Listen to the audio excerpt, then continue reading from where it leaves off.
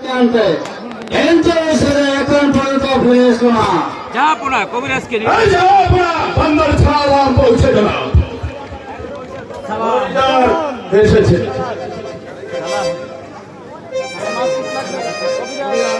কবিরাজ, তোমাকে রোগী দেখতে হবে। এই মারাকে দরবারে পাঠিয়ে দাও।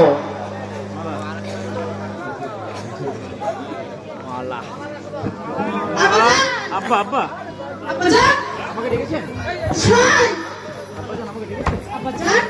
আমাকে ডেকেছেন?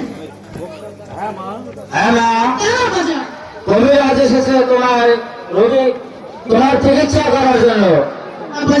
আমার তো কোনো অসুখ করেনি। হায় হায়, আপনি কি বলতে আছেন? আপনার শরীরের মধ্যে রোগে আপনি বলতে আছেন আপনার শরীরে কোনো রোগ নেই? না কবিরাজ মশাই, আমার শরীরে কোনো রোগ নেই। তুমি চলে যাও। যাব না। আপনি সেনাপতি সাহেবকে নিয়ে অন্তঃপুরে যান, আমার একটু ঝাড়া পোছা আছে।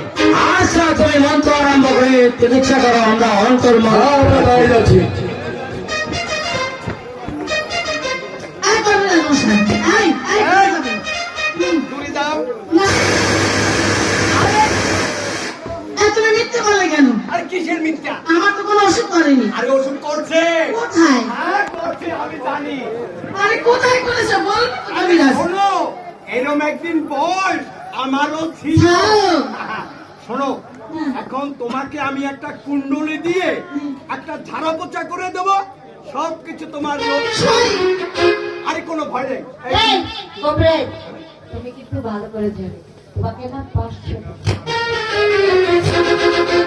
500 টাকা লাগবে না, তুমি একটু মিষ্টি কথা কইছো না।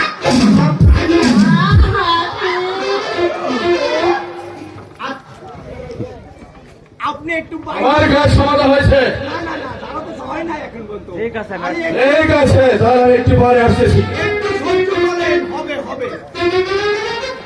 এখন আমি একটা কুণ্ডলী দেব, কুণ্ডলীর মধ্যে তোমাকে রেখে আমি সুন্দর করে তোমাকে ঝাড়পোছ করে চলে যাব।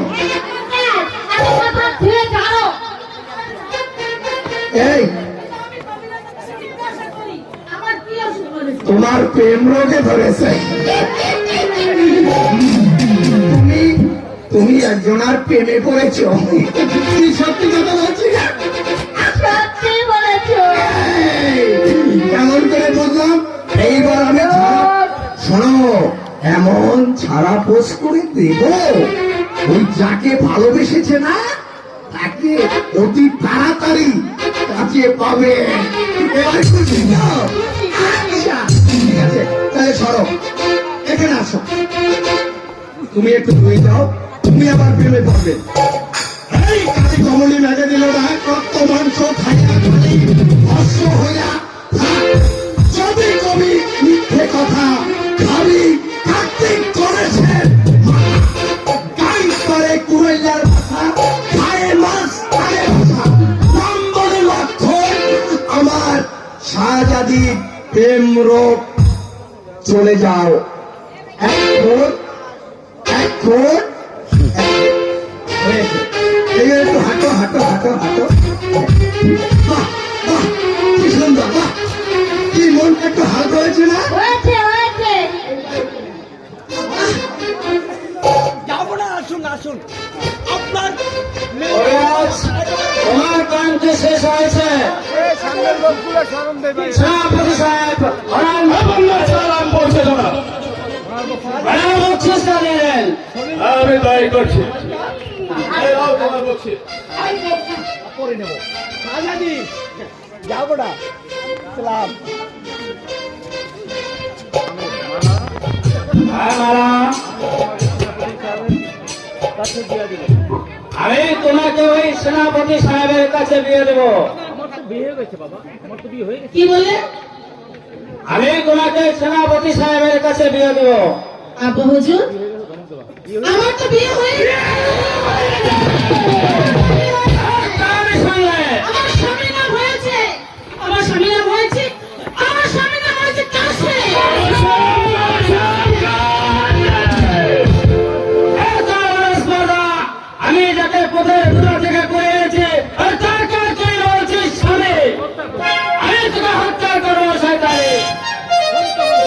শান্ত হন যাব না।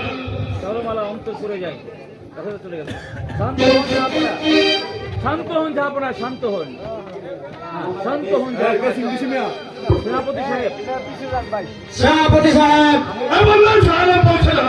আপনি মালিক সর্দারকে বলেন আপনি মালিক সর্দারকে বলেন আজ এই যেন কাসেমকে তার বাড়ি থেকে তাড়িয়ে দেয়। এটাই হবে আমার আদেশ।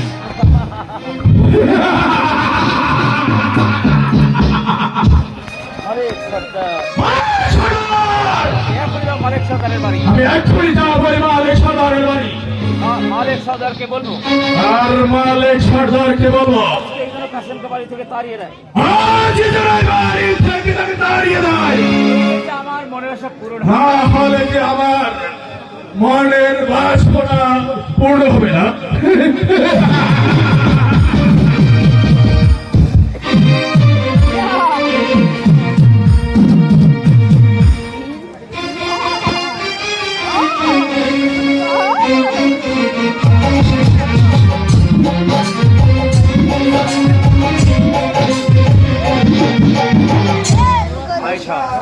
বলো কোন কোথায় থাকে, কি করে, কি অবস্থায় আছে? কাছে বলে আছে সে তো প্রতিদিন স্কুলে যাচ্ছে লেখাপড়ি করছে কিন্তু আমি যে পরস্পর শুনতে পারলাম কাসেম নাকি ওই মালাকে ভালোবেসেছে। এক ঘটনা যদি সত্য হয়ে থাকে তাহলে ওই পরের ছেলের জন্য যে লজ্জা আমার মাথা কাটা যাবে। কি বলে তুমি কাজটা পরের ছেলে যদি সে পড়েছে কেন সে পরের ছেলে হবে আর যদি সে পরের ছেলে হবে তাহলে কেন তাকে আমরা সেই ছোটবেলা থেকে লালন পালন করে ছিল ভালোবাসা দিয়ে এত বড় করে তুললাম আয়শা, কেন বলছো আজ আমি তো কাসেমকে তোমার হাতে তুলে নিয়েছিলাম একজন মানুষের মতো মানুষ করতে, কিন্তু আজ যা শুনলাম তাতে তো লজ্জা আমার মাথা কাটা যাবে। মালিক সর্দার বাড়ি গিয়েছে। মালিক সর্দার হে সেনাপতি মহাশয়, আসুন আপনি আসুন। আমি বসতে আসি। তাহলে কি হেতু আগমন? মালিক সর্দার মালিক সর্দার যা আপনার নির্দেশ যাহা আপনার নির্দেশ, তোমার ওই দুষ্ট ছেলে কাসেমকে তোমার এই দুষ্ট ছেলে কাসেমকে তোমার বাড়ি থেকে তাড়িয়ে দিতে হবে তোমার বাড়ি থেকে তাড়িয়ে দিতে হবে। তাড়িয়ে দিতে হবে। আমার কাসেমের কি অপরাধ যে তাকে বাড়ি থেকে তাড়িয়ে দিতে হবে?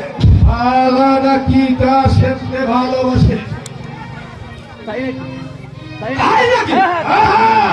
আদি তোমার ওই ছেলেকে বাড়ি থেকে আজই তোমার এই ছেলেকে বাড়ি থেকে তাড়িয়ে দাও। না, কি সত্যি আমি কাসেমকে বাড়ি থেকে তাড়িয়ে দেবো না?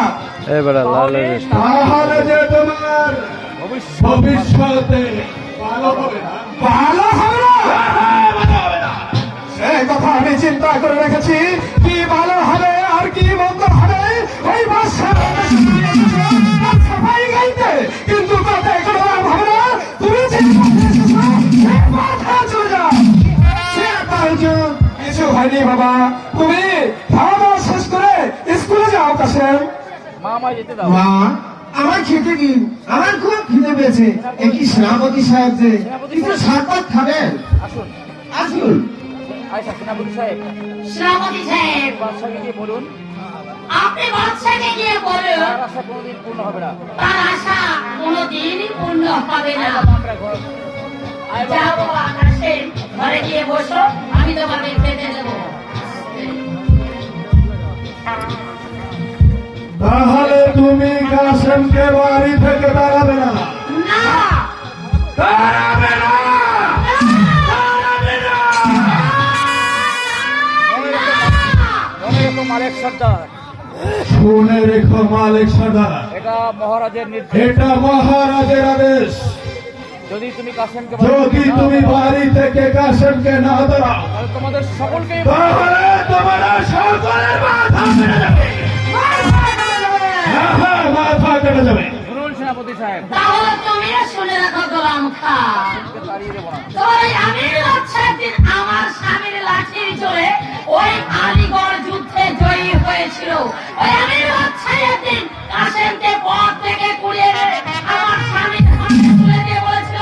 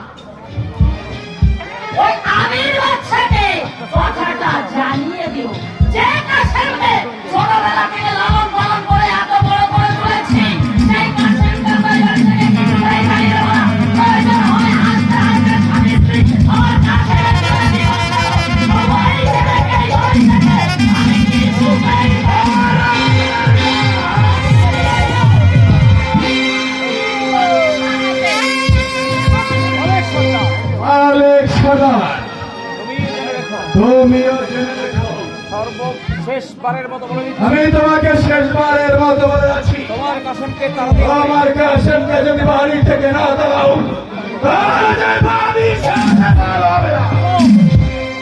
সেনাপতি সাহেব, ভালো হবে না। সেনাপতি ভাষায় আপনিও শুনে রাখুন, ফের যদি এই কথা মুখে উচ্চারণ করেন তাহলে এখানে বাদশার গোলাম বলে আমি তোমাকে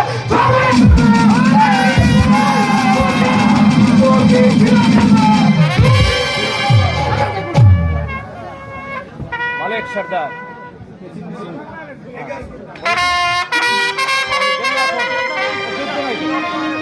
মালিক সর্দার, তাহলে তুমি কাসেমকে তাড়াবে না? তাহলে তুমি কাসেমকে তাড়াবে না। কি আমার বাহুর জোর দেখতে? তাহলে তুমি বাহুর শক্তির পরিচয় দিতে যাও। তাহলে যদি মনে করো তাহলে যদি মনে করো গোলাম খার গোলাম খার বাহুতে কত শক্তি, তাহলে